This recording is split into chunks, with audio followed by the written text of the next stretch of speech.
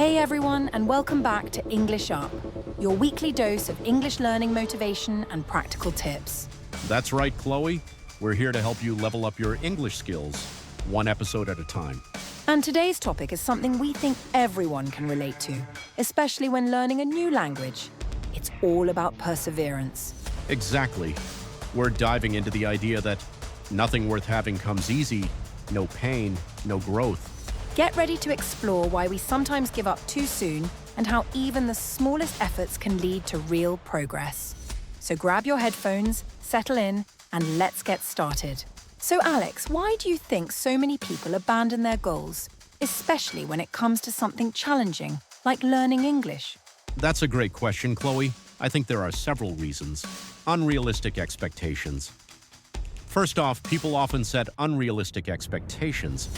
They think they'll be fluent in 6 months, and when they're not, they get discouraged. It's like expecting to run a marathon without any training. Fear of failure. Another big one is the fear of failure. People are afraid of making mistakes, especially when speaking in front of others. They think, if I can't say it perfectly, I shouldn't say it at all. Lack of patience. Patience is key, and a lot of people just don't have it. They want instant gratification. They want to see results immediately, but learning a language takes time and consistent effort. Comparing themselves to others and their journey. It is not ideal to compare your journey with other people's because people have different backgrounds and circumstances, especially when speaking in front of others. Lack of support. Finally, a lack of support can be a killer. If you're not surrounded by people who encourage you and help you, it's much easier to lose motivation. Those are all really valid points. I think the fear of failure is especially relevant. We're so worried about sounding silly that we don't even try. Exactly, and it's important to remember that mistakes are a part of the learning process. They're actually a good thing. So how can we combat these tendencies and stay motivated? I think it starts with setting realistic goals, being patient with yourself, finding a supportive community, and celebrating small victories along the way. That's great advice, Alex. Speaking of advice, let's move on to our vocab check for this week. All right, Alex, time for our vocab check. My favorite part.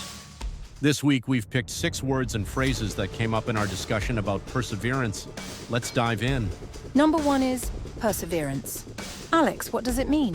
Perseverance means continuing to do something despite difficulties or delays in achieving success. It's the quality of not giving up. Exactly. For example, learning English requires perseverance and a lot of practice. Okay, number 2, abandon. To abandon something means to stop doing it or stop supporting it completely. For instance, many people abandon their New Year's resolutions by February.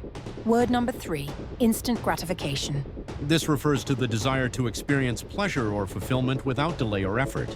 A good example is, social media often promotes instant gratification, with likes and comments giving immediate feedback. Number 4, to combat. To combat means to try to stop something bad from happening or worsening. Like in, to combat discouragement, you must celebrate small achievements. Word number 5, valid points. This expression is used to express that someone has made a good point.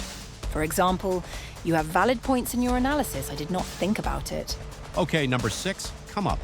This means to arise, occur, or present itself. You can use it like, I will have to cancel because something came up at work. Perfect. Remember, learners, make sure to use the new vocab to put them into memory. All right, Alex, so we've talked about why we give up. But let's talk about the how we can keep going even when things get tough. Absolutely. And I think the key is focusing on small, manageable steps. What do you mean? Well, instead of saying, I need to become fluent in English, you could say, I'm going to learn 5 new vocabulary words this week. Or I'm going to practice speaking English for 15 minutes every day. Tiny efforts, real progress. I love that. It's all about breaking down a big goal into smaller, more achievable tasks.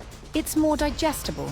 Exactly. And it's important to celebrate those small victories.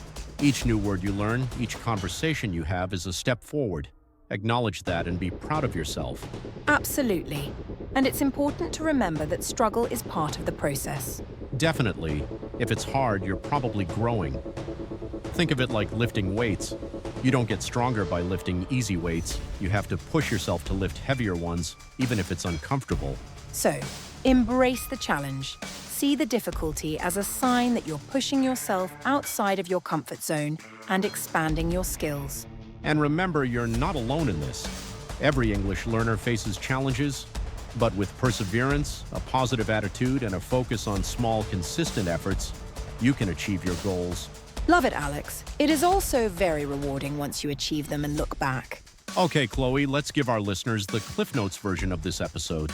Sounds good. Here are the key takeaways. Don't give up too soon. Recognize the reasons why people give up on their English learning goals. Unrealistic expectations, fear of failure, lack of patience, lack of support. Set realistic goals. Break down big goals into smaller, more manageable tasks. Celebrate small victories. Acknowledge and reward yourself for every step forward. Embrace the struggle. See difficulty as a sign of growth. If it's hard, you're probably learning something. Tiny efforts, real progress, consistent effort, even in small doses, will lead to significant improvement over time. Stay positive. Maintain a positive attitude and believe in your ability to succeed. Perfect summary, Chloe. Remember, learners, make sure to apply those tips to help you achieve your goals. That's all the time we have for today, everyone. We hope you found this episode helpful and inspiring. Remember to subscribe to English Up on your favorite podcast platform so you don't miss an episode. Thanks for listening and keep practicing. Bye for now.